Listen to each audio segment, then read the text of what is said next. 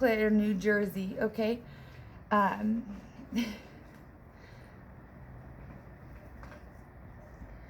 Now you have to, you guys, I'm sorry. George Floyd had to have done that to someone. There's it had to have been a personal thing with the cop who put his knee on him. It had to have been personal because because nobody does that unless he did that to someone and really hurt someone on purpose. So I'm not standing, I'm not sticking up for the guy who hurt George Floyd. I don't know where George Floyd and his body is, but where did they take him? Did they take him in an ambulance? Like, why? I really, I don't know. So why would he do that? Anyway.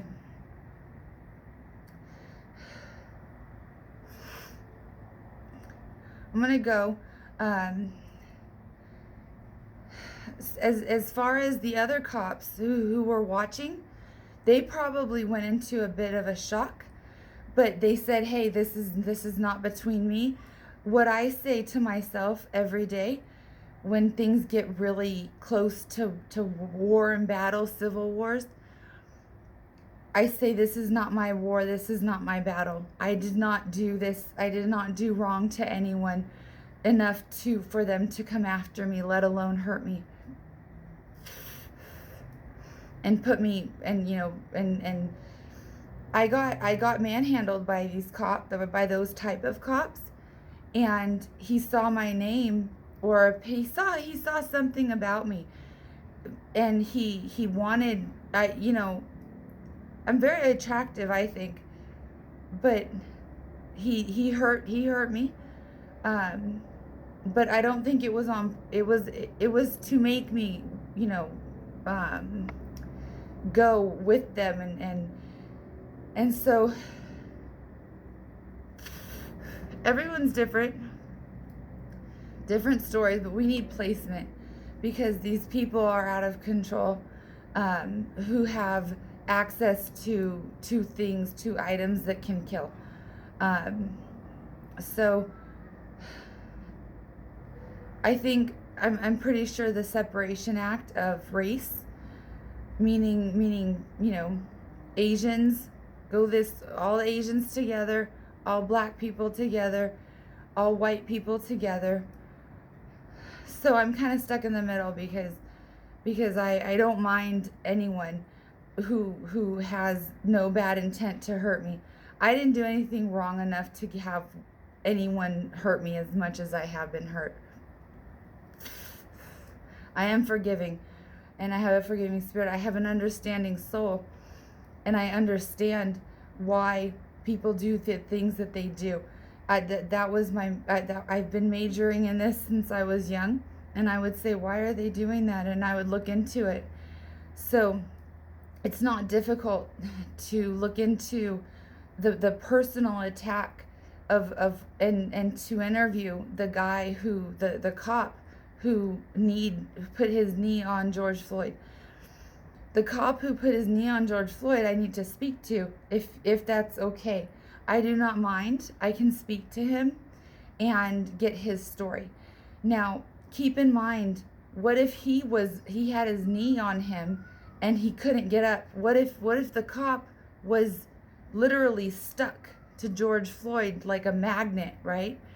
And he couldn't move. What if the cop went into because they do a bunch of things to human beings, okay, and prisoners, and once prisoners get out, because here's the thing: once you're in prison, you're always in prison. There's no getting out, okay? So we all have to get along, and not hurt one another, and not necessarily kiss booty, but to be kind, and there's all sorts of stuff and abuse that happens. So I'm not too sure where these you know, where the placement for these cops are going to be, but they need to be, I can get the truth out of them, because there's deeper reasons, and people do forget. Okay, people can black out, and he could have been blacked out, and they block things out even from their past. Maybe he did it not subconsciously. Okay, so you have a subconscious, which is you have consciousness, okay, awareness on the top, and then you have subconscious. The subconscious mind is actually it's a memory, right? So the subconscious mind is underneath, and it's things that have happened in your life that you have seen, things that have been told to you, and so it was a personal attack, even for myself. I still to this day wonder, because, you know, I'm not going to live in fear, and that's why I drove my truck, because I'm innocent. My license was good. I'm actually a good driver.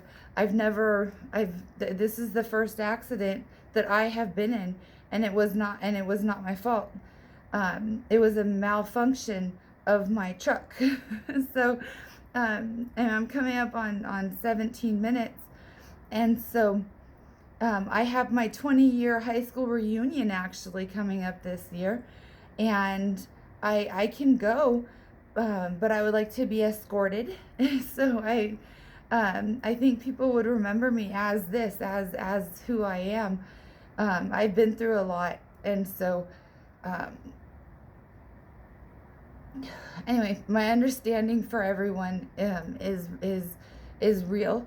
Now, here's the thing: people had children in high school, right? So, or right out of high school, they had babies, making them moms, and then all of a sudden it hits like 16 years or even 13, right? Kids at 14.